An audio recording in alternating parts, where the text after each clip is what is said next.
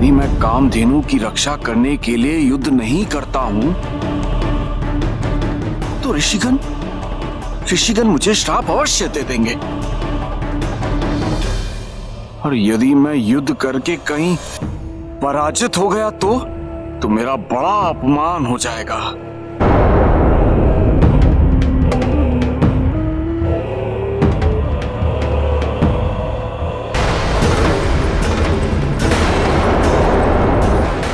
मुझे स्वीकार है। मैं युद्ध भी करूंगा और विजय भी मेरी होगी।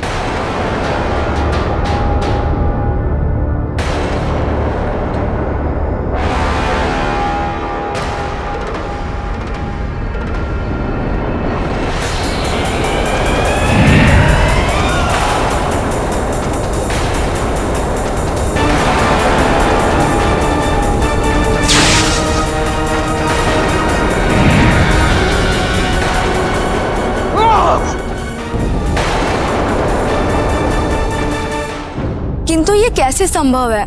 माता पार्वती ने तो स्वयं माँ को आश्वस्त किया था कि वो सब कुछ ठीक कर देंगी। माता पार्वती अपने बात का मान अवश्य रखेंगी।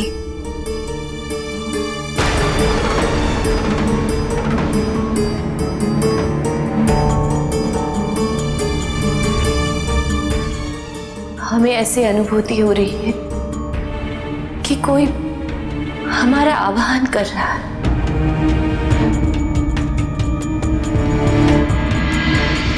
हे माता पार्वती, दुष्ट अर्नासुर से मेरी माँ की रक्षा करिए।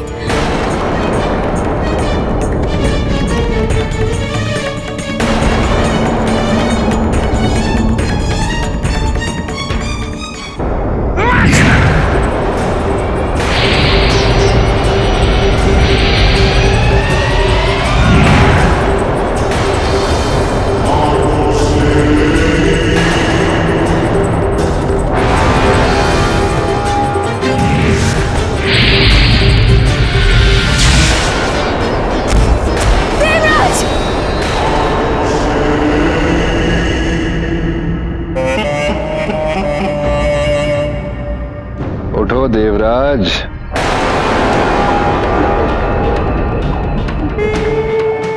पराजित हो गए इतने शीघ्र?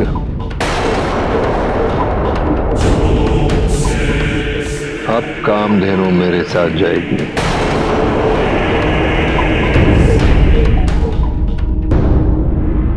स्वामी, हमें जाना होगा। कामधेनु की रक्षा है तो हमें जाना होगा।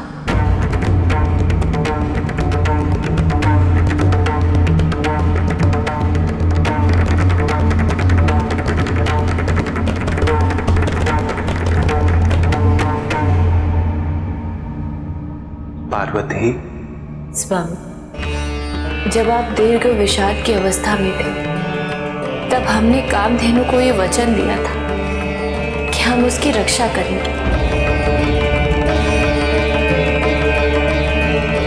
उचित समय आने पर हम हस्तक्षेप अवश्य करेंगे पार्वती। किंतु स्वामी, तब तक अरुणासुर कामधेनु पर अत्याचार करते रहेगा जिस प्रकार उसने तत्व देवताओं पर किया था। पार्वती, तुम और मैं इस वन में एक उद्देश्य की पूर्ति हेतु आए हैं।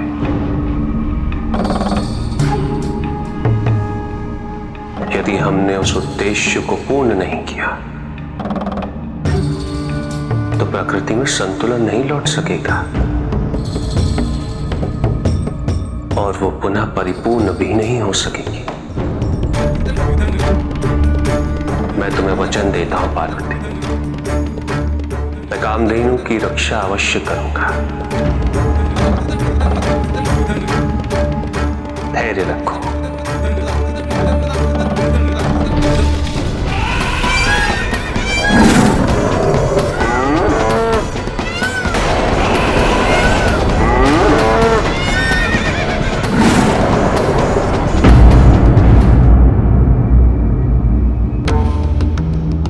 शीघ्र ही अरुणासुर का सामना उसकी इच्छा के अनुकूल प्रतिकूल पशुपतिनाथ से होने वाला है,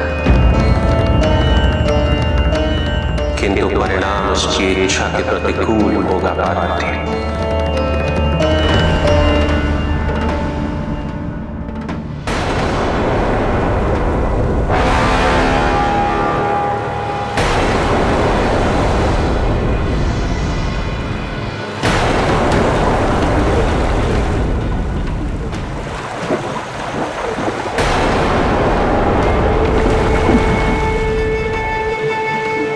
छटपट छटपट छटपट।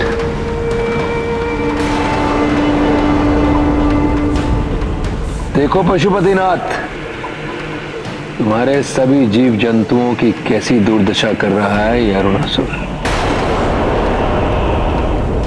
तुम आने में जितना विलंब करोगे, ये जीव जंतु ऐसे ही तड़पते रहेंगे। वो दुष्ट इन निर्दोष प्राणियों पर अत्याचार कर रहा है, और वो भी पशुपति नाथ के आवाहन है, तो उसे रोकना होगा। दोनों ही कारणों से। एक तो महादेव एवं देवी पार्वती का एकांतवास आवश्यक है, उसमें किसी भी प्रकार की बाधा नहीं आनी चाहिए। और दूसरा ये कि इन निर्दोष प्राणियों पर हो रहे अत्याचार को किसी को तो रोकना होगा। नहीं प्राणप्रिय, शांत हो जाइए। महादेव और देवी पार्वती के एकाकीपन का महत्व और उसकी अनिवार्यता हम भली भांति समझते हैं। धैर्य रखिए। प्रकृति को पुनः संतुलित करने का और इन पशुओं की रक्षा करने का एक मार्ग है, जिसका चयन मेरी बहन अवश्य करेंगी।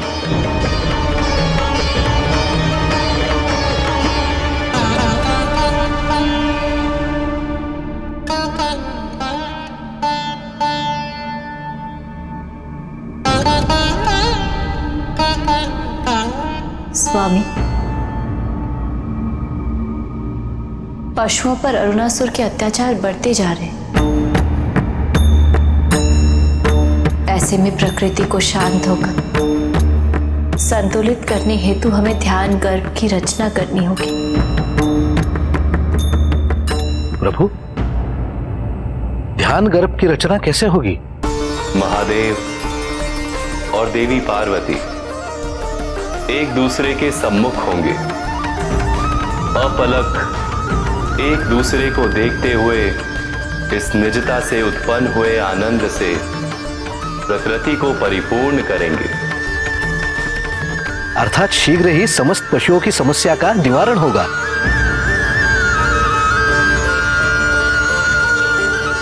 किंतु एक और घटनाक्रम आरंभ हो चुका है।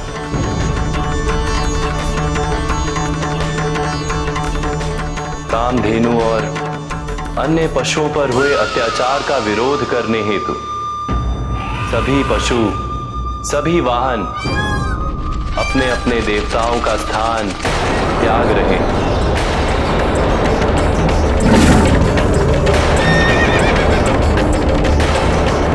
और वो तभी लौटेंगे जब उन्हें न्याय मिलेगा।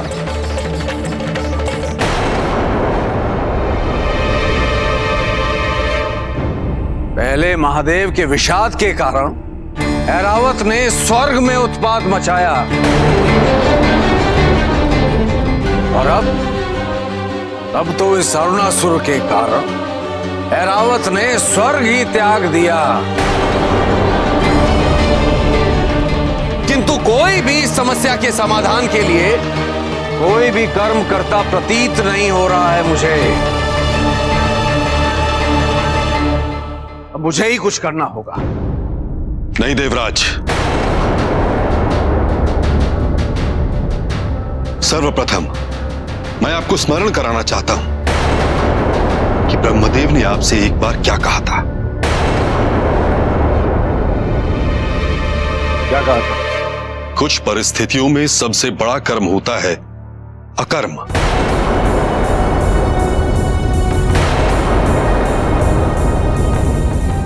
कहने का तात्पर्य यह है देवराज कि इन सब की चिंता आप त्रिदेवों को ही करने दे तो उचित होगा। देवों को? अरे उन्हीं के कारण तो यह समस्या उत्पन्न हुई है देवगुरु।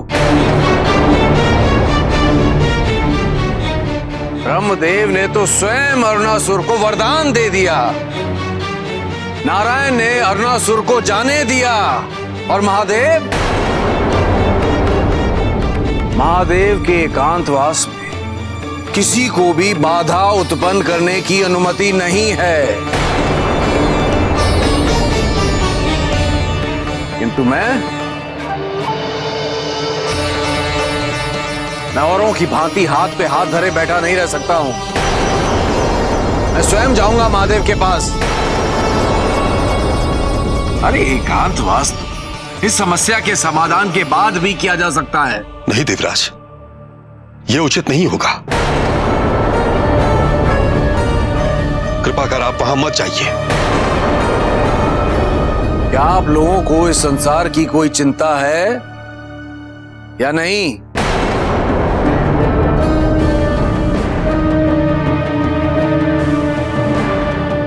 तो चलिए मेरे साथ।